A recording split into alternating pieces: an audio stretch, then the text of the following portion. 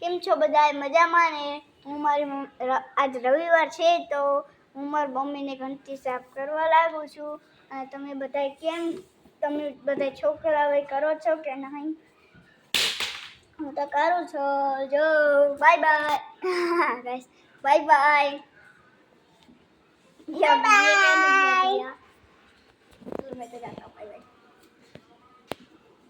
થઈ ગઈ રીતુ ઘંટી?